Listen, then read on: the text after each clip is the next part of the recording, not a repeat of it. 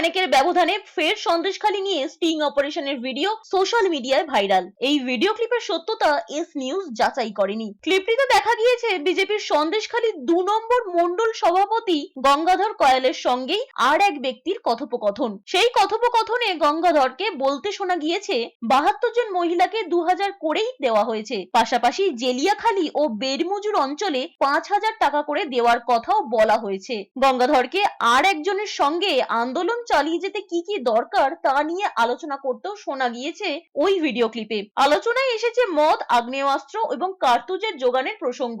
এই নতুন video clip নিয়ে আসার রাজনৈতিক শিবিরে আলোড়ন পড়ে গিয়েছে।